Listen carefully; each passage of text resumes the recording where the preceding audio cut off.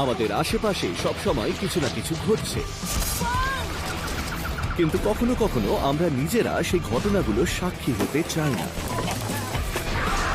সিংহের থাবা থেকে শুরু করে র্যাটল স্নেকের ছোবল, ক্যাঙ্গারুদের দল থেকে শুরু করে কিলার ওয়েলদের ভয়ঙ্কর ঝাঁক, যখনই আমরা কোনো ভয়ঙ্কর অভিজ্ঞতার মুখোমুখি হই আর আমাদের ক্যামেরাতে সেগুলো ধরা পড়ে, তখন অবশ্যই বলা যায় animals gone wild. Wrong place, wrong time. আফ্রিকায় এদেরকে জঙ্গলের রাজা বলা হলেও আপনাদের লিভিং রুমে এই ভয়ঙ্কর শিকারীটাকে অবশ্যই কিটি ক্যাট বলা যায় না। স্টুপাভা, চেক রিপাবলিক। শান্ত প্রাকৃতিক পরিবেশে একটা অত্যন্ত সাধারণ শহর। এটা এমন একটা জায়গা যেখানে আপনি প্রায় সমস্ত সাইজ আর শেপের কুকুর, বিড়াল, এমনকি খরগোশ বা পাখিও দেখতে পাবেন। কিন্তু সিংহ? এ হলো মিয়াঙ্কা। ওনার অ্যালিস বাসিস্টায়ের কথায় উনি ওকে 4 সপ্তাহ বয়সে একটা সার্কাস থেকে নিয়ে এসেছিলেন। এখন 2 বছর পরে ওকে একটা সাধারণ পেটের মতোই ট্রিট করা হয়। বল বা পুতুল নিয়ে খেলানো হয়, কিন্তু ও কোনো হাউস পেট নয়। এখন আপনি হয়তো ভাবছেন, কেন এই সোমালি লায়নটার ওনাররা মিয়াঙ্কাকে মানুষদের মাঝে রাখার মতো মনে করেছেন? এমনকি ওনারা ওকে বাড়ির মধ্যে ঢুকতে বা ওর ফেভারিট খাবার কাঁচা মাংসের টুকরো খেতেও অ্যালাউ করেন। ফুললি গ্রোন মিয়াঙ্কা কোনো ঘরোয়া বিড়ালের থেকে 30 গুণ বড়। এমনকি ও এরই মধ্যে গোটা আফ্রিকা শাসন করার মতো বড় হয়ে গেছে। শুধুমাত্র মানুষেরাই যে ম্যাচিওর হওয়ার সময় অন্যরকম বিহেভ করে তা নয়, মানুষ বা পশু পাখি সবার মধ্যেই নানান রকমের কেমিক্যাল আর সোশ্যাল কিউজ থাকে যেগুলো সবাইকে ম্যাচিওর বা অ্যাডাল্ট হতে সাহায্য করে। অর্থাৎ যে ছোট কিউট সিংহের বাচ্চাটা আপনার কোলের মধ্যে রয়েছে সেটা কিন্তু বেড়ে ওঠার পর আর কিউট থাকবে না। আর এই বিষয়টাই আরো স্পষ্ট হয়ে ওঠে যখন একজন অসতর্ক অতিথি ও নতুন খেলার পুতুল হয়ে ওঠে। ওনাররা ওকে ছাড়াতে চেষ্টা করলেও এই শক্তিশালী সিংহীটা কিছুতেই ছাড়তে চায় না। বাড়িতে সিংহ পোষা আসলে একটা ভয়ঙ্কর আইডিয়া।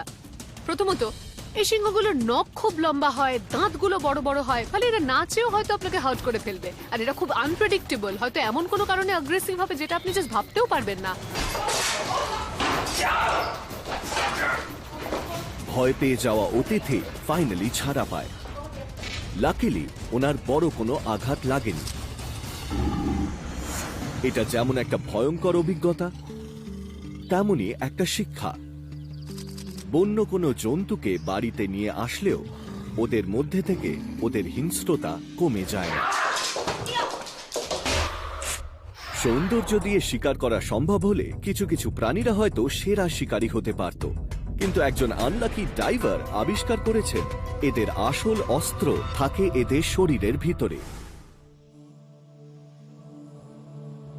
নরওয়ে একটা সি লাইফ প্যারাডাইস।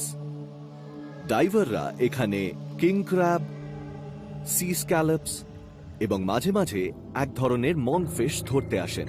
সমুদ্রের তলায় থাকা এই প্রাণীটা হয়তো দেখতে অদ্ভুত, কিন্তু এর এস্কা বা মাথার উপরে দুলতে থাকা স্পাইন অ্যাডাপ্টেশনটা ছুঁলে আপনি বুঝতেও পারবেন না আপনি কার কবলে পড়েছেন। ওদের বডির বেশিরভাগটাই জুড়ে থাকে ওদের জ। ওদের থাকে অসম্ভব রকমের বড় জ, এমনকি ওরা ওদের বডি সাইজের প্রায় হাফ সাইজের প্রাণীদেরও গিলে খেতে পারে। যখনই ওদের এস্কার সাথে কোনো কিছুর কোনো ছোঁয়া লাগে, আর ঠিক তখনই ওরা সঙ্গে সঙ্গে ওদের মুখটা খুলে সেটা গিলে নেয়। আর দেখে তো মনে হচ্ছে এখানে ঠিক এটাই হয়েছে। বন্ধু ম্যাক্সিমের সাথে ডাইভ করার সময় বোরিস অজান্তেই ওর এস্কাটা টাচ করে ফেলে, আর এই মাংফিশটা ওনার হাতটা কামড়ে ধরে। কেটে হাড় বার করা যাবে না। না না না না। আচ্ছা ঠিক আছে, আমি দেখছি। খুব যন্ত্রণা করছে। 2x4 মাপের একটা হুক লাগবে, যাতে হাতটা ফুটো না করে দিতে পারে। একবার চেষ্টা করে দেখো। লাঠি দিয়ে মারিস না, ওটা শুধু মুখের মধ্যে ঢুকিয়ে দে। এই যে একটা 2x4 পেয়েছি। আস্তে আস্তে, বাবারে, একটু সহ্য করো। আরে বাবারে, মরে গেলাম। এসছে। এই যে। আরে বাবারে, উনি বাবারে, হা উরি বাপরে, মরে গেলাম রে। আরে আরে দাঁড়া দাঁড়া দাঁড়া। হাতটা বের করার জন্য এই লোকটি মরিয়া হয়ে একটা কাঠের টুকরো দিয়ে মংফিশটার মুখটা খোলার চেষ্টা করছে, খুব একটু তো যন্ত্রণা লাগবে। করছে রে।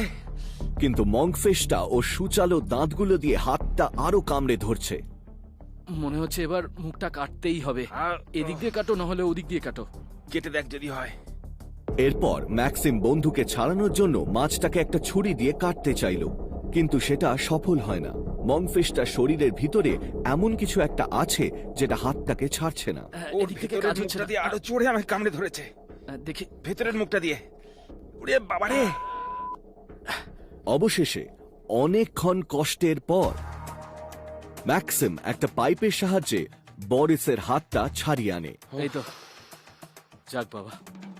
বাঁচলাম। দেখো ভেতরেও কেমন দাঁত আছে, দেখো। হ্যাঁ সত্যি, এটা দিয়ে কামড়ে ধরে। ওর দাঁতে তো বিশাল জোর। এখন উনি অবশেষে আরো ভালোভাবে দেখতে পাচ্ছেন ওনার হাতটা ঠিক কোথায় আটকে ছিল। এটা মাংফিশের একটা গোপন অস্ত্র, গলার মধ্যে বসানো একটা দাঁতের লাইন। মঙ্কফিশের মুখের মধ্যে দাঁতের একটা সেকেন্ড সেট থাকে। এই দাঁতগুলো খুব ভয়ানক রকমের শক্ত হয়, কারণ এগুলোকে ইউজুয়ালি ঝিনুক, কাঁকড়া বা নানান রকমের শক্ত জিনিস ভাঙার জন্য ইউজ করা হয়। কোনো মঙ্কফিশ হাতে কামড় বসিয়েছে মানে সেটা ভীষণই পেইনফুল। এমনকি আমি তো ভাবতেই পারছি না ওই ডাইভারের কতটা কষ্ট হয়েছে। হাতটা এইখানে ফুটো করেছে। আমি ভাবতেই পারিনি ও আমাকে কামড়ে ধরবে। হ্যাঁ, অনেকটা ফুট হয়েছে। ভালো করে জল দিয়ে ধুয়ে নে। হ্যাঁ, একটু জল দাও। যা হলো, সত্যি ভাবতেই পারিনি এরকম মাথা খারাপ ঘটনা হয়ে গেল। ঘটবে। কেউই ভাবেনি। পুরো রাক্ষস একটা। দাঁত দেখো। এই ডাইভাররা এখন হাসাহাসি করলেও শেষ হাসিটা হাসে কিন্তু মংফিশই, কারণ এই ভয়ঙ্কর শক্তিশালী মাংসাশী প্রাণীগুলো সবসময় চায় কেউ না কেউ ওদের খপ্পরে পড়ুক। ওয়েনেট, মন্টানা সবুজ ঘাসে ঢাকা এক সুন্দর শহর। এখানকার বাসিন্দাদের সংখ্যা 200-ও কম হওয়ায় মানুষের থেকে পশু পাখিদের সংখ্যা এখানে বেশি। আর তাদের মধ্যেই আছে এই কুখ্যাত প্রেয়ারি র্যাটল স্নেক। মানুষের ধারণা র্যাটল স্নেকরা একা একা থাকে, কিন্তু শীতকালে এরা অন্যান্য র্যাটল স্নেকদের সঙ্গে একই গর্তে থাকে। আজ একটা খুব সুন্দর মেঘলা দিন, তাই অ্যামেচার ফটোগ্রাফার মাইকেল ডিলেনি ও ওনার গার্লফ্রেন্ড ঘুরতে বেরিয়েছেন। একটা খুব স্পষ্ট ও ভয়ঙ্কর শব্দ শুনে ওনারা ভেবেছেন হয়তো ওনারা কিছু নেটিভ স্পিসিসদের ছবি তুলতে পারবেন। আমরা যত এগোই শব্দটা তত বাড়তে থাকে। আমার মধ্যে অ্যাড্রিনালিনও বাড়তে থাকে যে আমি এগিয়ে গিয়ে কি দেখব, আর জায়গাটার কাছে গিয়ে দেখি চারিদিকে সাপে ভর্তি। ডিলেনি চোখের সামনে এতগুলো সাপ দেখে অবাক হয়ে যায়। উনি এমন একটা কাজ করে বসেন যেটা কেউ স্বপ্নেও ভাবতে পারবেন না। উনি ওনার ক্যামেরাটাকে একটা 5 ফুট লম্বা হকি স্টিকের মাথায় বেঁধে সাপগুলোকে আরো কাছ থেকে দেখার জন্য এগিয়ে যান, হয়তো কিছুটা বেশি কাছে। স্পষ্টভাবেই ফটোগ্রাফাররা এই সাপগুলোর খুব একটা প্রিয় পাত্র নন, ফলে ওরা ক্যামেরাটা যে রয়েছে সেটা বুঝতে পারে আর চায় না যে কোনো রকম ভাবে তাদের ছবি তোলা হোক। র্যাটল স্নেকদের এনভায়রনমেন্ট বোঝার একটা খুব ভালো ক্ষমতা রয়েছে। ওদের কাছে জিভ আর পিট অর্গানসের মতো হিট সেন্সিং ডিভাইস থাকে। ওরা বুঝতে পারে যে ম্যামলস মানে আমরা মানুষরা ঠিক কোথায় রয়েছি। তো কোনো সাপের গর্তের দিকে এগিয়ে যাওয়া মানে নিজেকে অ্যাকচুয়ালি বিপদে ফেলা। কিন্তু ডিলেনি রিস্কটা বুঝতে পারেন না। এদের কিছুটা সময় দেওয়ার বদলে বরং উনি ওনার ক্যামেরাটাকে গর্তটার মধ্যে থাকা সব থেকে বড় সাপটার দিকে আরো এগিয়ে দেন। তখন আমি আমার চারপাশে ঘুরে দেখি যে আমার আশেপাশে প্রচুর সাপ রয়েছে। আমার ভয় করছিল যে যদি কোনো একটা সাপ আমার দিকে তেড়ে আসে, তখন সাপে কামড়ালে সব থেকে কাছের হসপিটালটাতে যেতেও আমার অন্তত 1 ঘন্টা সময় লাগতো। কিন্তু এই সাপটা ধৈর্য হারিয়ে ফেলেছে। ডিলেনিকে ও বুঝিয়ে দেয় ওকে বিরক্ত করার ফল মোটেই ভালো হবে না। ক্যামেরাটাকে ও সজোরে ছোবল মারে, ফলে ওটা হকি স্টিকটা থেকে খুলে গিয়ে ওই বিষাক্ত সাপগুলোর গর্তে গিয়ে পড়ে যায়। এখন সময় নিজের ক্ষতি ভুলে বিপদ থেকে পালানোর, কিন্তু ডিলেনি ওনার দামি ক্যামেরাটাকে ফেলে আসতে রাজি নন। উনি এমন একটা কাজ করে বসেন যেটা অবিশ্বাস্য। উনি ওনার হকি স্টিকটা ব্যবহার করে ওই সাপের গর্ত থেকে ওনার ক্যামেরাটাকে তুলে আনার চেষ্টা করে। এখানে বিষয়টা শুধুমাত্র একটা র্যাটল স্নেক নিয়ে নয়, প্রায় কয়েক ডজন র্যাটল স্নেক নিয়ে। মানে যদি কিছু খারাপ হয়, মানে যদি কেউ তার মধ্যে হোঁচট খেয়ে পড়ে যায়, তাহলে সে হয়তো মারা যাবে। কিন্তু অদ্ভুতভাবে ওই রাগী ছটফটে সাপগুলোর মধ্যে থেকেও ডিলেনি কিন্তু ওনার ক্যামেরাটা আর ওটার মধ্যে থাকা ভিডিওটাকে ওই সাপের গর্ত থেকে তুলে আনতে সক্ষম হয়। কিন্তু এটা একটা বড় শিক্ষা, কারণ যে কোনো ভিডিও যতই গুরুত্বপূর্ণ হোক না কেন, তার জন্য নিজের জীবনে ঝুঁকি নেওয়াটা ঠিক নয়। মাগডালেনা বে, বাহা ক্যালিফোর্নিয়া শোর। এখানকার ছবির মতো সুন্দর নীল জলে টানে সারা পৃথিবীর কায়াকার্স আর স্পোর্টস ফিশারম্যানরা এখানে চলে আসে। কিন্তু শুধুমাত্র মানুষরাই যে এখানে আসে তা কিন্তু নয়। এই উষ্ণ শান্ত জলে টানে এখানে গ্রে ওয়েলসদেরও অবাধ প্রবেশ, যারা এই জলটাকে নিজেদের প্রকাণ্ড একটা বেবি নার্সারি করে তুলেছে। আর এই তিমি দেখা ট্যুর থেকে একজন টুরিস্ট একটা অত্যন্ত বড় শিক্ষা পান। কোন তিমির মুখে হাত দেওয়া সব সময় একটা ভুল সিদ্ধান্ত, আর সেটা মনে রাখা দরকার। ক্যাপ্টেন ডেভ অ্যান্ডারসনের তিমি দেখার গ্রুপটা খুবই ভাগ্যবান। এখানে একটা গ্রে ওয়েলের ঝাঁক আছে, যাদের মধ্যে একটা বাচ্চাও আছে যে সামান্য কৌতূহলী। সুমেরু মহাসাগরে ঘুরে বেড়ানোর জন্য গ্রে ওয়েলের বাচ্চাদের কাছে শারীরিকভাবে বেড়ে ওঠার সময় থাকে মাত্র কয়েক মাস। এরকমই বাড়ন্ত বাচ্চারা প্রত্যেক দিন প্রায় 50 গ্যালন মায়ের দুধ খেতে পারে। যে কোনো স্তন্যপায়ীর বাচ্চার মতোই এই বাচ্চাগুলো ওদের জন্মের প্রথম কয়েক সপ্তাহ মায়ের দুধ খায়, আর এই দুধটা ভীষণভাবে রিচ হয়। এর প্রায় 50%ই ফ্যাট থাকে। কম্পারেটিভলি গরুর দুধ বা মানুষের দুধের মধ্যে ফ্যাট থাকে মাত্র 5%। এরকম আনএক্সপেক্টেড ও বিরল এক অতিথিকে পেয়ে তিমি দেখার দলটা বাচ্চাটার মারি ম্যাসাজ করতে থাকে, যেটা সম্ভবত ওর দাঁতের ব্যথা, যেটাকে বলা হয় বেলিন তৈরি হচ্ছে।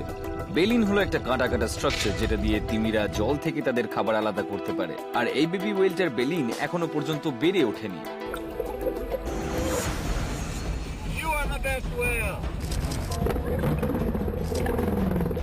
কিন্তু হঠাৎই একজন টুরিস্ট বিপদ সীমার বাইরে চলে যান।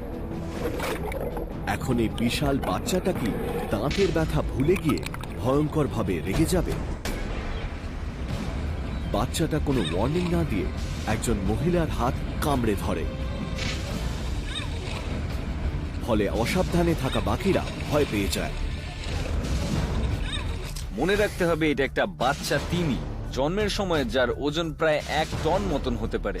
তো এইরকম একটা বাচ্চার বিছানায় গিয়ে লাফিয়ে পড়ার মতো কোনো মানেই হয় না। কিন্তু বাচ্চাটা অবিশ্বাস্যভাবে হাতটা ছেড়ে দেয়, আর জার্নিটা শেষ হয় একটা বাচ্চার দেওয়া আরেকটা বাচ্চাকে কেসের মাধ্যমে। আর এই অসাধারণ অভিজ্ঞতা থেকে জানা যায় যে তিমি আর মানুষের মধ্যে এক অদ্ভুত সম্পর্কের কথা। কিন্তু এইরকম কোনো প্রকাণ্ড প্রাণীর সাথে দেখা করার সময় ওদের শান্ত প্রকৃতিকে বিশ্বাস না করাই ভালো।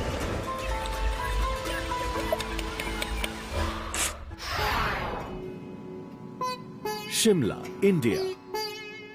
হিমালয়ের কোলে এই পপুলার ভ্যাকেশন ডেস্টিনেশনটা ফেমাস এর ভিড়ে ভরা বাজার, রাস্তার পাশে থাকা দোকানপাট আর আরেকজন কুখ্যাত অপরাধীর জন্য, রিসাস ম্যাক্যাক। ম্যাক্যাকরা এখন শহরের মধ্যে ঢুকে পড়েছে, কারণ ওরা বুঝতে পেরেছে ওদের বেঁচে থাকার জন্য যা যা জিনিস দরকার সেগুলো এই শহরে আছে। ওরা ওদের খাবার, জল, থাকার জায়গা সবই পায়, আর মানুষ এদের সাথে থাকতে অভ্যস্ত হয়ে গেছে। আর তার ফলেই অনেক রকম অভিজ্ঞতা হচ্ছে, কিছু ভালো, তার সাথে কিছু খারাপ।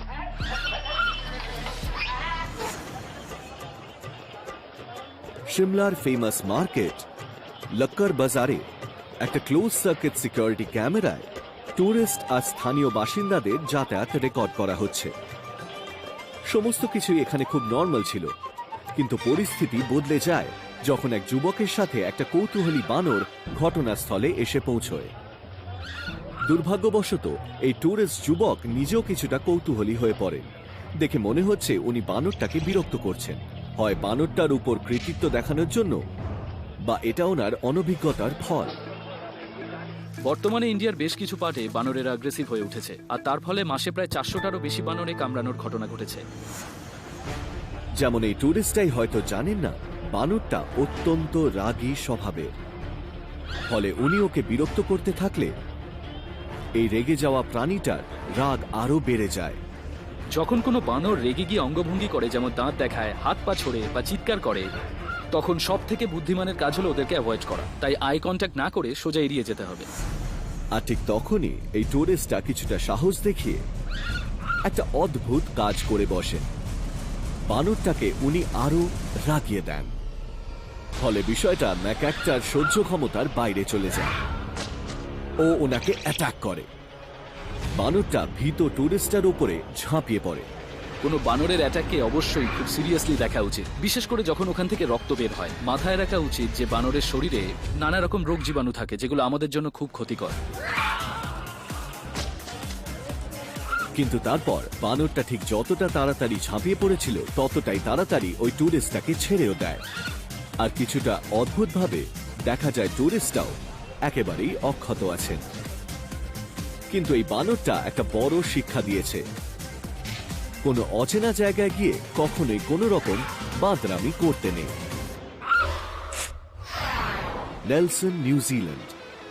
সাউথ আইল্যান্ডে ট্যাসম্যান বের উপরে একটা ফেমাস টুরিস্ট স্পট। 3 দিকে পাহাড়ে ঘেরা এই জায়গাটা মোটো ক্রসিং এর জন্য আদর্শ জায়গা। আর ঠিক এইখানে একদিন এক কৌতূহলী মোটরসাইক্লিস্ট মার্টি টডের সাথে দেখা হয়ে যায় পৃথিবীর সব থেকে কুখ্যাত বদমেজাজি একটা ভেড়া। র্যামব্রো। এই আরা পাওয়া প্রজাতির ভেড়াটার নাম র্যামব্রো। এখানে মাটি ওকে পেরিয়ে যেতে চাইলেও ও মাটিকে যেতে দিচ্ছে না। র্যামব্রোদের ব্রিডটার স্পেশালিটি সম্ভবত ওদের অদ্ভুত বাঁকা শিং আর কিছুটা ভয়ানক রূপ। এই আরা পাওয়াটার নিজের এলাকা পাহারা দেওয়ার ধরনটা একেবারেই আলাদা। মূলত এদেরকে পোষা হলে শোনা যায় র্যামব্রো অত্যন্ত রাগী হওয়ায় ওকে পোষ মানানো যায়নি, ফলে ওর হতাশ মালিক ওকে জঙ্গলে ছেড়ে দিয়ে যায়। আর এখন ওই হয়ে উঠেছে এই গোটা এলাকাটার মালিক, যেখান থেকে যেতে হলে ওর সাথে লড়াই করতেই হবে। মাটি ধীরে ধীরে ধৈর্য ধরে ওই রাগী ভেড়াটাকে পেরিয়ে যেতে চায়, কিন্তু তাতে কোনো লাভ হয় না। র্যামব্রো তাকে আটকে দেয় আর ওর সাথে লড়াই করে। তবে এটা কোনো মজার লড়াই নয়, বরং র্যামব্রোর এই জেদটা অত্যন্ত ভয়ঙ্কর। মাটি চেষ্টা করে এই জেদি প্রাণীটাকে পেরিয়ে যাওয়ার, কিন্তু এই উলে ঢাকা প্রাণীটা ওকে যেতে দেয় না। ঠিক আছে, এবার আমি এই র্যামব্রোটাকে একটু রুটি খাওয়াবো। মাটি এখন জেদি র্যামব্রোকে খাওয়াতে চাইছে, কিন্তু আদৌ কি এটা দিয়ে কোনো লাভ হবে? আশা করছি এবার ছেড়ে দেবে। ফলাফল কিন্তু একই। এবার কি করব আমি জানি না, কি করে এখান থেকে বেরোবো। ও তো আমাদের চেস করছে। ছেড়ে দে ভাই, এবার ছেড়ে দে। আর এই ক্ষেত্রে বলা যায়, when the going gets tough, the tough gets running। আর আমরা সবাই জানি এখানকার বস কে, র্যামব্রো।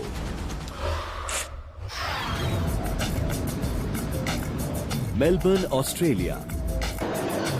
এই কসমোপলিটন শহরটা হলো দেশের কালচারাল ক্যাপিটাল, কিন্তু শহরের নানান পার্ক আর বাগানের টানে এখানে প্রায় এখানকার সব থেকে ফেমাস অধিবাসীদের দেখা যায়। ক্যাঙ্গারু। অস্ট্রেলিয়ায় মানুষের থেকে ক্যাঙ্গারুদের সংখ্যা অনেকটাই বেশি। ওদের গ্রুপগুলোকে বলা হয় মবস, আর ওরা সাধারণত দল বেঁধে শিকার করতে পছন্দ করে। সন্ধ্যের ঠিক আগে মেলবোর্নের হকস্টো পার্কে বাইকার বেন ভেজিনা একটা ক্যাজুয়াল রাইডে বেরিয়েছেন। উনি লক্ষ্য করেছেন একটা ফাঁকা মাটির রাস্তার উপরে বেশ কিছু ক্যাঙ্গারু জড়ো হয়েছে। প্রথমে সবকিছু ওনার নর্মাল মনে হয়, কিন্তু ধীরে ধীরে এগোতে থাকলে উনি লক্ষ্য করেন ক্যাঙ্গারুদের সংখ্যা ক্রমশ বাড়ছে, আর ওরা সবাই ওনার দিকেই তাকিয়ে আছে। ও মাই গড, চারিদিকে শুধু ক্যাঙ্গারু, সব কিরম আমার দিকে তাকিয়ে আছে। খুব গা ছমছম করছে। এখানে প্রত্যেকটা ক্যাঙ্গারুই একদম শান্ত হয়ে দাঁড়িয়ে আছে আর বেনের দিকে এক দৃষ্টিতে তাকিয়ে আছে, ঠিক যেন উনি কোনো এক হরর ফিল্মের একটা ভয়ঙ্কর সিনে ঢুকে পড়েছেন। সত্যি বলতে আমার কিন্তু একটু ভয় করছে।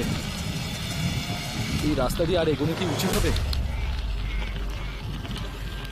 আর বেন যখন খুব সতর্ক হয়ে রাস্তাটা দিয়ে এগিয়ে যান, তখন জম্বিদের দলের মতো এই ক্যাঙ্গারুদের সংখ্যাও বাড়তে থাকে। আর উনি ওদের যত বেশি কাছে আসেন, ওনার রিস্কটাও তত বেশি বাড়তে থাকে। ক্যাঙ্গারুরা ম্যাক্রোপড ফ্যামিলির মেম্বার, আর ওরা যাতায়াত করে লাফিয়ে লাফিয়ে। ওদের পাগুলো অসম্ভব রকমের শক্তিশালী হওয়ায় ওদের দৌড়ানোর স্পিড হয় প্রায় 64 কিলোমিটার প্রতি ঘন্টায়। বেনকে এখন এই ক্যাঙ্গারুরা পুরোপুরি ঘিরে ধরেছে। ফিরে আসা এখন প্রায় অসম্ভব। ওনার কাছে একমাত্র উপায় এগিয়ে যাওয়া। কিন্তু উনি স্পিড বাড়িয়ে রাস্তার এক বাঁকে এসে দেখেন ওনার শত্রুপক্ষ এখনো শান্ত। বরং ওদের দেখে মনে হচ্ছে ওরা ওনার জন্য অপেক্ষা করছে। তাহলে কি এটা ক্যাঙ্গারুদের কোনো স্বভাব, নাকি বেন ওদের ফাঁদে পা দিতে চলেছে? Sorry guys. বড় বড় ক্যাঙ্গারুদের হাইট প্রায় 6 ফুটেরও বেশি হয়, আর এই অসম্ভব শক্তিশালী পাগুলো দিয়ে ওরা এত জোর লাথি মারতে পারে যে মানুষের পেট ফেটে যাবে খুব সহজেই। ভাগ্য ভালো, এই ক্যাঙ্গারুগুলো মানুষদের সাথে বেশ সাবলীল, আর এই বিশাল দলটাও একেবারেই ক্ষতিকর নয়। বেন বুঝতে পারেননি যে আসলে এই ক্যাঙ্গারুগুলো শুধু খানিকটা কৌতূহলী হয়ে পড়েছিল। কিন্তু বেন তবু এই লাফাতে থাকা প্রাণীগুলোর মধ্যে না থেমে এগিয়ে যায় আর রাস্তার একদম শেষে গিয়ে থামে সেফলি। ও মাই গড!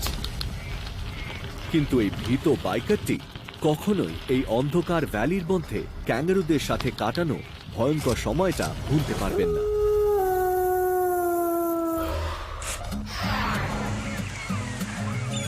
স্যান হুয়ান আইল্যান্ডস, ওয়াশিংটন। স্বচ্ছ জলে ঘেরা এই শান্ত ও মনোরম পরিবেশে সাধারণত স্যামন, সি লায়ন্স ও সিলদের ভিড় লক্ষ্য করা যায়। কিন্তু যে সামুদ্রিক প্রাণীটার চাহিদা এখানে সব থেকে বেশি, সেটা হলো অর্কা বা কিলার ওয়েল। কিলার ওয়েলদের সাইজ সত্যি খুব বড় হয়। এরা স্যান হিউয়ান আইল্যান্ডের সব থেকে বড় প্রাণী। এদের হাইট হয় প্রায় 25 ফুট আর ওয়েট হয় প্রায় 5,500 কেজি। রোশ হারবারে আজ একটা সুন্দর সকাল। মিশেল ফাইস ও একজন লোকাল গাইড কায়াকে করে বেরিয়ে পড়েছেন এইরকমই এক ভয়ঙ্কর শিকারীর খোঁজে। আমরা ওই কায়াকটাতে ছিলাম অ্যাপ্রক্সিমেটলি 30 মিনিটের মতো। ও মাই গড, ওরা আমাদের ঘিরে ধরেছে। আমরা দেখি আমাদের প্রায় 90 মিটার সামনে দিয়েই একটা মাছ চলে যায়। তারপর আমরা ঘুরে দেখি উল্টো দিকে আরেকটা। তারপর যখন গোটা বেটা দেখি ওগুলো চারিদিক দিয়ে আমাদের ঘিরে আছে। ও মাই গড, ও মাই গড, ও মাই গড! আর ঠিক তখনই বিষয়টা ভয়ঙ্কর হয়ে ওঠে। গোটা গ্রুপটা সোজাসুজি মিশেলের কায়াকের দিকে এগোতে শুরু করে। আমি কিছুটা ভয় পেয়ে গেছিলাম, কারণ তখন আমি পুরো সমুদ্রের মাঝখানে একটা ছোট্ট কায়াকের মধ্যে ছিলাম। আমি কাঁপছি, মনে হচ্ছে ভয় এবার মরে যাব। আমি নার্ভাস ছিলাম কারণ ওগুলো হিউজ ছিল আর ওগুলো আমাদের ঘিরে ধরছিল। আমি সত্যি বুঝতে পারছিলাম না ঠিক কি হতে চলেছিল। অর্কাদের শিকার করার ক্ষমতা অসাধারণ, আর ওরা বেশ চালাকও হয়। সাধারণত অর্কারা ওদের শিকার যেমন সিল বা অটারদের বোকা বানিয়ে থাকে। তাই এক্ষেত্রে আশা করা যায় যে কিলার ওয়েলগুলো কায়াকারদের চিনতে পারবে, বুঝতে পারবে এরা মানুষ, শিকার নয়। কিন্তু এই অর্কাদের নিয়ে কখনোই নিশ্চিতভাবে কিছু বলা যায় না। Oh my God! Oh my God! আর ঠিক যখনই মনে হয় অর্কাটা সোজাসুজি এসে ধাক্কা মারবে, Oh my God! Oh my God! ঠিক তখনই ওটা মুখ ঘুরিয়ে চলে যায়। এই প্রকাণ্ড প্রাণীটা মিশেলের কায়াকের থেকে মাত্র 1 ফুট দূর থেকে ঘুরে চলে যায়। Oh my God! এইরকম অভিজ্ঞতা জীবনে একবারই হয়, কারণ এখানে শুধুমাত্র পৃথিবীর সব থেকে বড় আন্ডার ওয়াটার প্রেডেটরদেরই দেখা মেলে তা কিন্তু নয়, Oh my God! তাদের সাথে দেখা যায় তাদের বাচ্চাদেরও। ওটা আমার জীবনে দেখা সব থেকে অবিশ্বাস্য জিনিস ছিল। ওটা ঠিক পাশ দিয়েই যাচ্ছিল আর বোঝা যাচ্ছিল যে ওটা জাস্ট কিউরিয়াস হয়ে আমাদেরকে দেখতে এসেছিল আমরা এখানে আছি কিনা। ওটা আমার জীবনের সব থেকে সুন্দর অভিজ্ঞতা ছিল। আমার চোখে জল আসছে, এটা এত সুন্দর ছিল। ওয়াও, ও আমাদের দিকে দেখলো। ও মাই গড!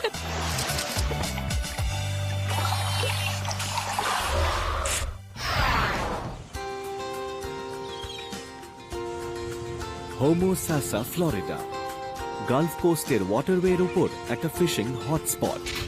কিন্তু আপনি যদি এখানে কোনো ছিপ নিয়ে আসেন তাহলে আপনাকে তৈরি থাকতে হবে এখানকার কিছু কৌতূহলী বাসিন্দাদের সাথে দেখা করার জন্য, যাদের নাম dolphin.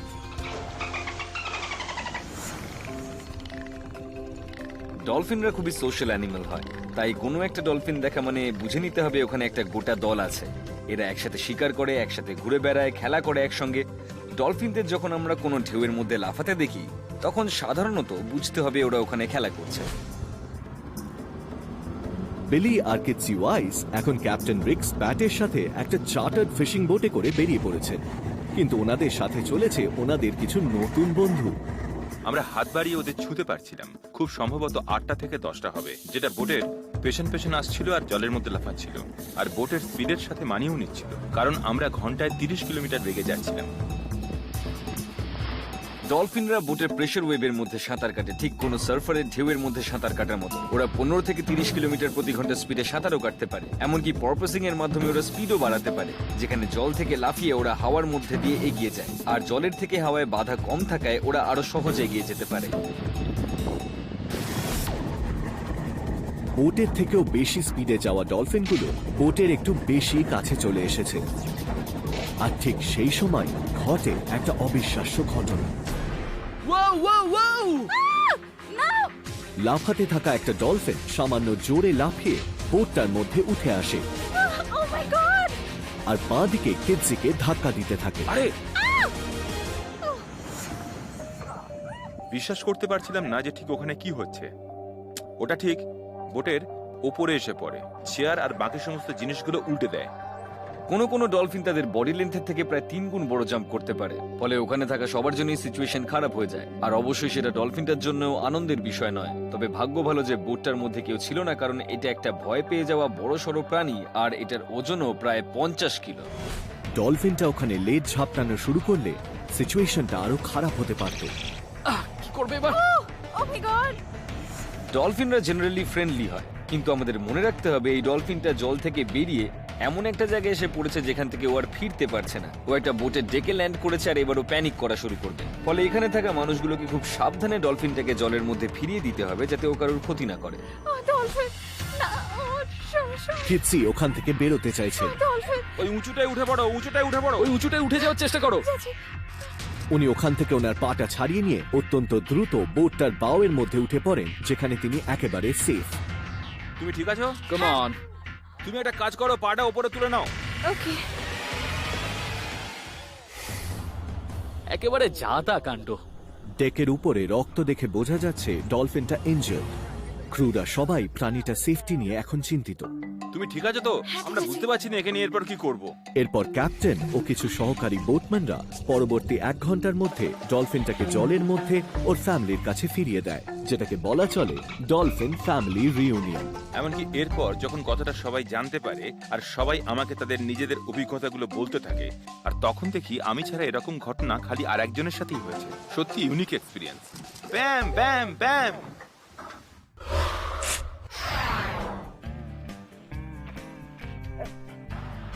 Louisville, Colorado.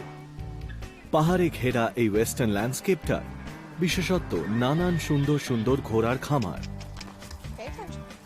Brandy Brady এখানে ওনার 18 মাসের অবাধ্য ঘোড়া রকেটের সাথে থাকেন। অত্যন্ত ছটফটে এই ঘোড়াটা সবসময় সবুজ ঘাসের লোভে ঘুরে বেড়ায়। রকেট খুবই ছটফটে একটা ঘোড়া। ও সবকিছুর মধ্যে ঢুকে পড়ে আর প্রায় সবকিছু নিয়েই খেলা করে। কিছু কিছু ঘোড়ার ক্ষেত্রে তো তেমন কোনো প্রবলেম না হলেও রকেট এত কিউরিয়াস যে ও কোনো ট্রেলারের নিচে ঢুকে পড়ে আর তারপর সেখানে আটকে যায়। একদিন সকালবেলা ব্র্যান্ডি লক্ষ্য করেন রকেটকে খুঁজে পাওয়া যাচ্ছে না। আমি সেদিন সকাল 7টায় ঘুম থেকে উঠে একজন ক্রু মেম্বারের খোঁজে সামনের দরজার দিকে যাচ্ছিলাম, আর ঠিক তখনই ওরা আমাদের জানায় যে ঘোড়াগুলোকে বাইরে ছাড়া হয়েছে। আর আমি সঙ্গে সঙ্গে বুঝতে পারি যে রকেট ডেফিনেটলি কোনো একটা বিপদে পড়েছে। আর রকেটকে পাওয়া যায় ঠিক সেই রকমই একটা অদ্ভুত জায়গায়, একটা 8 ফুট গভীর ওয়াটার ট্যাঙ্কের নিচে। সম্পূর্ণ ভিজে অবস্থায় পড়ে থাকা রকেটের হাতে সময় কিন্তু খুবই কম। লাস্ট টাইম আমি রকেটকে কাল রাতেই দেখেছিলাম যখন আমি ওকে খাইয়ে দিচ্ছিলাম। আমরা গ্যাস করছি রকেট অন্তত 10 ঘন্টার মতো ওই ট্যাঙ্কটার মধ্যে পড়েছিল। একদম প্রথমে গিয়েই আমি বলি যে আগে ওর মাথাটাকে জলের থেকে তোলো।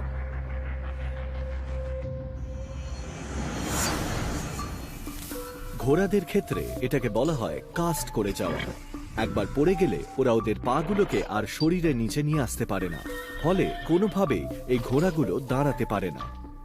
কোনো ঘোড়া যদি কখনো অ্যাবনর্মাল পজিশনে উল্টে যায় তখন তার শরীরে ডাইজেস্টিভ ফেলিওর দেখা যায়, ফ্লুইড ভুল দিকে চলে যায়, রেসপিরেটরি ফেলিওর দেখা যায়, স্ট্রেসটাও খুব বেশি থাকে, আর আশেপাশে ওলটপালট খাওয়ার ফলে বেশ কিছু চোট আঘাতও লাগতে পারে। কোনো ঘোড়া যদি এরকম পজিশনে খুব বেশি সময় ধরে থাকে তাহলে ওরা আর বেঁচে থাকে না। ওর মাথায় অনেকবার ধাক্কা খেয়েছে, তাই বুঝতে পারছি না এখন কি হবে। রকেট বেঁচে আছে, কিন্তু ওর অবস্থা খুবই শোচনীয়। এখানে লুইসভিলে অক্টোবরের শেষের দিকে রাতের বেলা টেম্পারেচার কখনো কখনো ফ্রিজিং পয়েন্টে নিচে নেমে যায়। একটা ঠান্ডা জলের ট্যাঙ্কের মধ্যে সারা রাত গায়ে কাদামাখা অবস্থায় থাকলে যে কেউই অসুস্থ হয়ে পড়বে। ঘোড়াটার ক্ষেত্রেও ব্যতিক্রম হয়নি। এখান থেকে ওই ঘোড়াটার হাইপোথার্মিয়া হওয়ার একটা সম্ভাবনা আছে। রেস্কিউ ওয়ার্কাররা অত্যন্ত দ্রুত রকেটকে তুলে আনার একটা উপায় বার করে, আমাদের দেখতে হবে যে এদিক থেকে ভালোভাবে তোলা যায় কিনা। কিন্তু একটা প্রায় 350 কেজি ওজনের ঘোড়াকে টেনে তোলা মানুষের পক্ষে প্রায় অসম্ভব। আমরা সঙ্গে সঙ্গে রিয়েলাইজ করি যে ওকে বের করতে হলে একদম সোজাসুজি ওপরের দিকে তুলতে হবে, যাতে ওর সাথে ওই সিমেন্টের দেওয়ালগুলোর কোনো ধাক্কা না লেগে যায়। আস্তে আস্তে নামাও, আস্তে আস্তে নামাও। প্রথমে ওরা রকেটের পাগুলোকে দড়ি দিয়ে বাঁধে, তারপরে একটা ক্রেনের সাহায্যে ওরা ওকে ধীরে ধীরে উপরে তোলে। কিন্তু পুরো বিষয়টা করতে হবে অত্যন্ত সাবধানতার সাথে, কারণ কোনো পা ভেঙে গেলে ওর একটা মারাত্মক ক্ষতি হয়ে যাবে। আসলে যখন কোনো ঘোড়ার পা ভেঙে যায় তখন ওই ফ্র্যাকচারটার উপর একটা মারাত্মক স্ট্রেস আর ফোর্স পড়ে, আর সেটা সারতেও অনেকটা সময় লেগে যায়। তাই পা ভেঙে যাওয়া মানে একটা ঘোড়ার কাছে সেটা বিশাল ক্ষতি।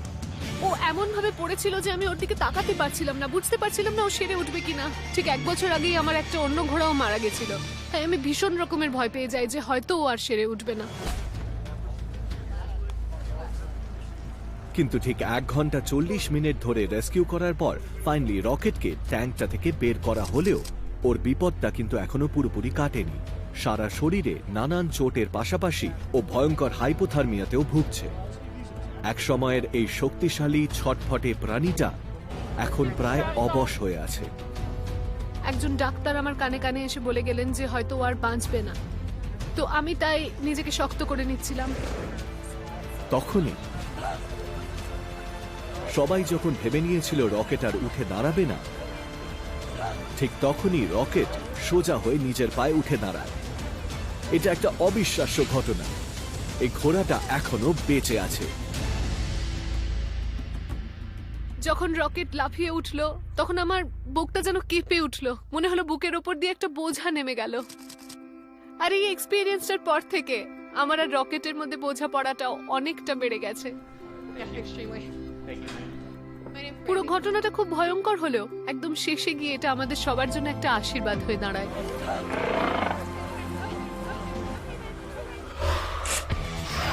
রকেটের ঘটনাটার একটা হ্যাপি এন্ডিং হলেও যে কেউই কখনো ভুল জায়গায় কখনো ভুল সময় আটকে যেতে পারে, আর প্রকৃতির কোলে সাধারণত এর ফল হয় মারাত্মক। ফ্লোরিডার সেন্ট মার্কস নদী। এই নদীটায় মাইলের পর মাইল জুড়ে শুধু মাছ আর শিকারী পাখি দেখা যায়। নদীটা অ্যাডভেঞ্চার লাভারদের কাছেও অত্যন্ত পছন্দের জায়গা। প্রফেশনাল ফিশারম্যান ড্রিউ গ্রেগরির শুধু এখন একটা রিল আর একটা কায়াক দরকার এই নদীটার মধ্যে বেরিয়ে পড়ার জন্য। কায়াকে করে মাছ ধরা আর 5টা অন্য নৌকোয় করে বা পার থেকে মাছ ধরার চেয়ে অনেকটাই আলাদা, কারণ এখানে আপনাকে ওই ওয়াইল্ড লাইফের মধ্যে ঢুকে পড়তে হবে, মানে যেখানে কুমির বা সাপ বা ভোঁদড় বা বেজি প্রায় সব রকম প্রাণীদের মধ্যে থাকতে হয়। আজ ড্রু আর ওনার বন্ধু টড এই সেন্ট মার্কসের জলে মাছ ধরতে বেরিয়ে পড়েছেন। ড্রু গত 10 বছর ধরে কায়াক নিয়ে মাছ ধরায় উনি হচ্ছেন সব থেকে এক্সপিরিয়েন্স। আমরা সেদিন সকালে যখন নদীতে আসি দেখি চারপাশটা একদম সাধারণ দিনের মতোই ছিল, আর আমরা প্যাডেল করতে করতে এখানে ওখানে মাছ ধরছিলাম। ও একটা পেয়েছি মনে হচ্ছে। দিনটা খুবই সাধারণ একটা দিনের মতো কাটছে। মাছ ধরা পড়ছে আর ড্রুও খুবই খুশি। এমনকি কিছু হাঁসও ড্রুকে দেখে এগিয়ে আসে। হঠাৎ দেখি কয়েকটা রাজহাঁস আমার কাছে চলে আসে আর আমার আশেপাশেই ঘুরতে থাকে। আমারও কোনো সমস্যা হয় না, আমি পশু পাখি পছন্দ করি, তাই আমি ওদেরকে তাড়িয়ে দিই না। ছোট হলেও মাছটা খারাপ না, কিন্তু এর থেকেও বড় মাছ ধরতে হবে, তাই তো? তাহলে এরাই কি পৃথিবীর প্রথম মাছ ধরার গ্রুপ, নাকি শুধু কিছু মাছ পাওয়ার লোভের সাথে আছে? ড্রু হাঁসগুলোকে খেতে দিচ্ছে না, কিন্তু তবুও ওনার নতুন বন্ধুরা প্রায় 1 ঘন্টা ওনার সাথেই আছে আর সাথে গল্পও করছে। কিন্তু হঠাৎই একটা হাঁস ওনার গায়ের উপর উঠে পড়ে।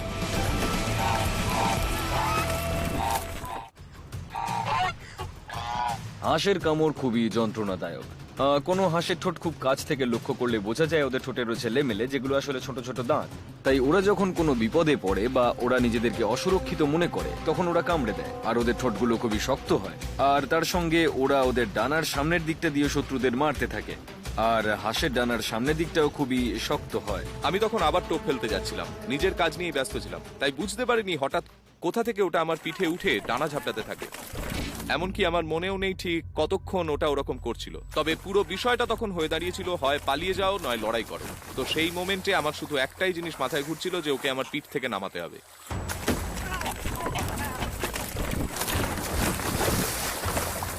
হাঁসটা একটা জোরে ধাক্কা দিয়ে ড্রুকে জলের মধ্যে ফেলে দেয়, আর তারপরেও লড়াই চালাতে থাকে।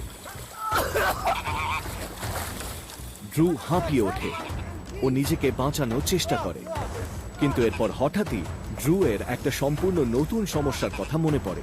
আর হঠাৎ আমার মাথায় আসে যে এই রে, আমি তো ফ্লোরিডায় আছি, তার মানে এখানে কুমির আছে, তাই যতটা তাড়াতাড়ি সম্ভব আমাকে নৌকোয় উঠতেই হবে।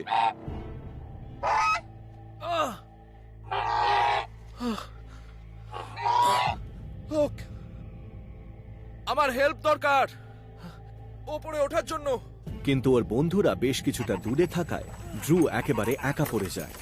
এখন ওকে হাঁসটাকে এড়িয়ে কায়েকটার উপরে উঠতে হবে, যাতে ওটা উল্টে না যায়।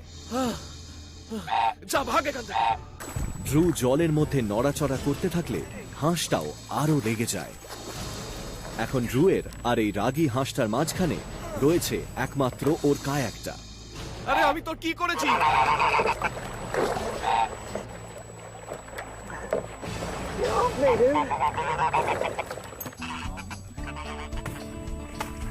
সৌভাগ্যবশত আরো একটা লড়াই শুরু হওয়ার আগে ড্রুয়ের বন্ধু টড হাঁসটাকে নৌকোর দাঁড় দিয়ে ভয় দেখিয়ে দূরে পাঠায়, আর ড্রু সেফলি কায়াকটায় উঠে পড়ে। আমি স্বপ্নেও ভাবিনি এরকম হতে পারে। ভাবাই যায় না। যা তা ব্যাপার। এরপর ওনারা একসাথে পাড়ে ফিরে আসেন। আমাদের ট্রিপটা শেষ করার পর যখন আমরা ভিউ ফাইন্ডারে ভিডিওটা দেখি তখন লিটারালি আমাদের হাসিতে পেট ব্যথা হয়ে যায়। রাস্তার ধারে গিয়ে দাঁড়িয়ে পড়ি, হাসি থামছিলই না। ড্রুয়ের কাছে এখন বিষয়টা হাসির হলেও ওই হাঁসটা সামনাসামনি একা দাঁড়িয়ে থাকা অবস্থায় সিচুয়েশনটা মোটেই মজার ছিল না। যা ভাগ। কিন্তু ড্রুয়ের আশা এই উন্মাদ হাঁসটার সাথে লড়াই করার পরও ওনার ভিডিওটা কায়াকিং নিয়ে মানুষের মধ্যে আগ্রহ বাড়িয়ে তুলবে। আমি শিওর যে আমি কোনো বড় মাছ ধরলে এই ভিডিওটা যতটা ফেমাস হতো তার থেকে ওই হাঁসটার জন্য ভিডিওটা অনেক বেশি ফেমাস হবে। Kruger national park, south Africa. এখানে আফ্রিকান সিংহরা যখন রাজত্ব করে বাকি পশুরা তখন দৌড়ে বাঁচে। কিন্তু ইম্পালা হলো এমন একটা প্রাণী যার গোটা জীবনটাই নির্ভর করে এই সিংহদের হাত থেকে পালানোর উপর। ইম্পালারা খুব ভালো দৌড়তে পারে। এদের দৌড়ানোর স্পিড প্রায় 60 কিলোমিটার প্রতি ঘন্টায়। এরা অনেকটা লাফাতে পারে। এদের সার্ভাইভ করার জন্য স্পিড আর অ্যাজিলিটির দরকার। কিন্তু আজ এই ইম্পালাটাকে ওর স্পিডও বাঁচাতে পারছে না। দুটো সিংহ এই ইম্পালাটাকে নিসেমনি ড্যামে জল খাওয়ার সময় ঘিরে ধরে, আর বেচারা প্রাণীটা মরিয়া হয়ে পালাতে গিয়ে কাদায় আটকে যায়। এখন ও এমনভাবে আটকে গেছে যে আর বেরোনোর উপায় নেই। সিংহগুলো দূরে বসে ভাবছে এই ইম্পালাটার জন্য রিস্ক নেওয়াটা ঠিক হবে কিনা। সিংহরা সাধারণত সাঁতার কাটে না, কিন্তু প্রয়োজনে ওরা কাদার মধ্যেও হাঁটতে পারে। তবে পুরো বিষয়টাই হিসেব হয় পরিশ্রম আর লাভের অঙ্কের উপর। আপনি নিশ্চয়ই এমন কোনো শিকারের পেছনে দৌড়বেন না যেখানে আপনার লাভ কম আর পরিশ্রম বেশি। কিন্তু সিংহগুলো যখন পাড় থেকে তাদের শিকারের উপর নজর রাখছে তখন আরেকটা আফ্রিকান শিকারী এগিয়ে আসে, একটা হিপোপটেমাস। মা হিপো ও তার বাচ্চাটা ধীরে ধীরে ওই ক্লান্ত ইম্পালাটার দিকে এগিয়ে আসে, কিন্তু বোঝা যাচ্ছে না এই প্রকাণ্ড প্রাণীটা ঠিক কি চাইছে। হিপ্পোরা হার্বিভোর মানেই যে ওরা ডেঞ্জারাস না তা কিন্তু নয়, ওরা নিজেদের এলাকা দখলে রাখতে পছন্দ করে। ফলে এই ইম্পালাটার জন্য এটা একটা মারাত্মক সিচুয়েশন হতে চলেছে। আর এর ঠিক পরেই পাওয়া যায় এটার আসল উত্তর। এটা কোনো রেস্কিউ নয়। মা হিপোটা ধীরে ধীরে এগিয়ে আসে। সম্ভবত ও ভাবছে এটা ওর বাচ্চার জন্য ক্ষতিকর, তাই এক্ষেত্রে ও ইম্পালাটাকে নিয়ে কোনো রকমের রিস্ক নিতে চায় না। তবে কারণ যাই হোক না কেন, একটা জিনিস এখানে পরিষ্কার, হিপোদের দুনিয়ায় ভুল সময় ভুল জায়গায় আটকে যাওয়ার কোনো ক্ষমা নেই। কখনো কখনো আপনার সাথে থাকা প্রাণীটা ভয়ঙ্কর রকমের বড় হওয়ার পাশাপাশি আপনার বন্ধু হতে পারে। আর এই প্রকাণ্ড সাপটার সাথে তার ছোট বন্ধুটার গল্প সত্যি বিশ্বাস করা অসম্ভব। সেট বো ভিলেজ, ক্যাম্বোডিয়া। এখানে বহু বছর ধরে সাপেদের পুজো করা হয়। স্পেশালি পৃথিবীর অন্যতম সব থেকে বড় শিকারী প্রজাতি সাপেদের, বার্মিজ পাইথন। এই প্রকাণ্ড সাপগুলো দৈর্ঘ্য হতে পারে প্রায় 23 ফুট ও ওজন হতে পারে প্রায় 90 কেজি। কিন্তু এই প্রকাণ্ড সাপগুলোকে পোষ মানানো হলে এরা এতটাই ভয়ঙ্কর হয়ে ওঠে যে এদেরকে এভারগ্লেডসের মতো জায়গাতেও ছেড়ে দেওয়া হয়, যেখানে এদের ভয়ানক অ্যাটাকের সামনে কোনো প্রাণীরই বাঁচার সুযোগ থাকে না। পাইথনরা খুব ডেঞ্জারাস হয়, কারণ প্রথমে এরা এদের শিকারগুলোকে সারা শরীর দিয়ে জড়িয়ে ধরে, তারপর ওগুলো দমবন্ধ হয়ে মারা গেলে তখন সেগুলোকে খায়। এমনকি কিছু কিছু পোষ বানানো পাইথন মানুষদেরও মেরে ফেলেছে। তাই এরকম একটা শিকারী প্রাণী কোনো একটা বাচ্চার বন্ধু হবে আশা করা যায় না। কিন্তু এখানে 7 বছর বয়সী কোয়ান সামাং এর বন্ধু হলো কমরান, যে একটা 19 ফুট লম্বা ও 90 কেজি ওজনের বার্মিজ পাইথন। কোয়ান যখন ছোট ছিল তখন কমরান একদিন ওদের বাড়ির মধ্যে ঢুকে পড়ে। কোয়ানের সেফটির জন্য তখন ওর বাড়ির লোকেরা সাপটাকে জঙ্গলে ছেড়ে আসে, কিন্তু সাপটা তারপরেও ফিরে আসে, আর এইভাবেই ওই বাড়িতেই থেকে যায়। 7 বছর আগে আমার ছেলের জন্মানোর সময় থেকেই ও আর এই সাপটা একসাথে থাকে। ওদের দুজনের বয়সও এক। জঙ্গলের মধ্যে পাইথন কুমির বা হরিণের মতো বড় বড় প্রাণীদেরও শিকার করতে পারে। আর কুয়ান যখন ওর বন্ধু সাপটার সাথে খেলা করে তখন ও ঠিক ডেঞ্জার জোনের মধ্যেই থাকে। কিন্তু এই প্রকাণ্ড সাপটাও কি কুয়ানকে ভালোবাসে? কুয়ানের শরীরটাকে জড়িয়ে থাকায় সাপটার পক্ষে ওকে চেপে ধরাটা খুবই সহজ ব্যাপার। কিন্তু এই অদ্ভুত বন্ধুত্বটা ধীরে ধীরে আরো অদ্ভুত হয়ে উঠছে। কুয়ান এখন কোমরানের পিঠেও চড়তে পারে, অনেকটা ঘোড়ার পিঠে চড়ার মতোই। আর এই বিশাল সাপটার ক্ষেত্রে কোয়ানকে পিঠে নিয়ে ঘুরে বেড়ানোটা তেমন কোনো কঠিন কাজই নয়। কোয়ানের বাবা এই অদ্ভুত বন্ধুত্ব দেখে ভয় পেলেও উনি এটা থামাতে পারেন না। কোয়ানের বিশ্বাস ওর বন্ধু ওকে কখনো হার্ট করবে না, এমনকি ও সাপটাকে নিজের বোন ভাবে। খুব সম্ভবত সাপটা হয়তো মানুষের সঙ্গে থাকতে পছন্দ করে, তাদের সাথে খেলতে পছন্দ করে, কিন্তু আমি জানি না এরকম ইমোশনটা কতটা ডিপ হতে পারে। তবে এটুকু জানি যে সাপটা ওখানে খেতে পায়, আর বারবার একই জায়গা থেকে খেতে পাওয়ায় ও ওখানে খুব আনন্দে থাকে।